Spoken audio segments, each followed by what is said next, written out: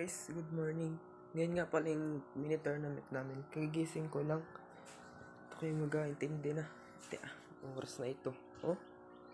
Kung iniisip mong maaga akong nagising, nagkakamali ka. Dahil hindi pa ako natutulog. Late na naman. Tik na yan. Mag-aintindi na. Wow naman! Wow! Wow! So ngayon guys, kakatapos ko na mag-intindi. Ito nga pala yung suot namin ngayon. Tapos pagdating sa school, magpalit ng rad. Dito nga pala naglalakad na ako palabas ng aming skinita para makapag-abang na ng tricycle.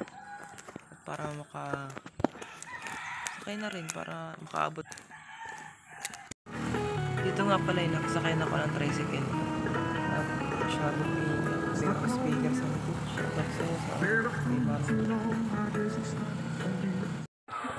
Pas ko pala ng campus, hindi na ako nakapag-video. Anong date ko na. Kaya hindi naman nakapunta sa may softball. Sa mini tournament ka pala nito yung merong iba't ibang laro. Ang softball, volleyball girls. Napakainit nga pala dito sa kanilang pwesto. Taas sila eh.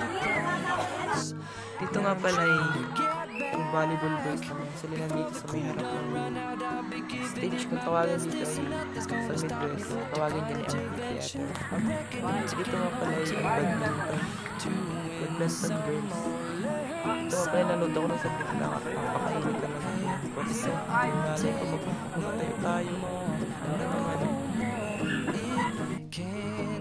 Dito naman ang pwesto ng Takraw Boys. Sa Takraw nga pala nito ay merong manlaran ng lakit.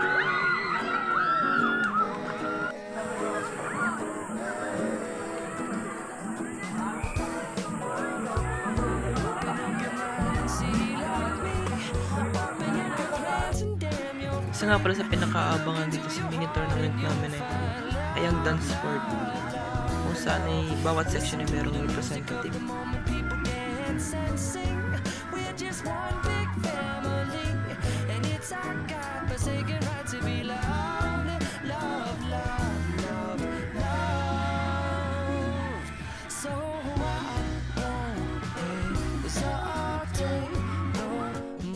Pala sila dahil kay badminton at nag-champion. Ito nga pala i-escort namin pala ako dito.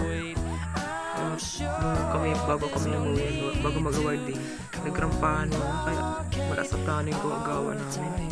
Kaya yung sa partner, pinaikot ko nila. May tsura ko dyan. Tulo lang. Pagod baga naman.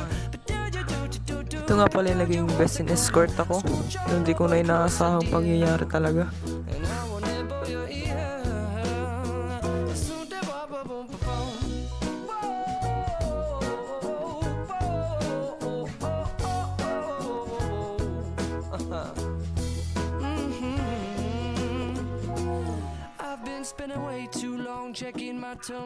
Dito na alam ko ng video na ito at maraming salamat sa inyong panonood.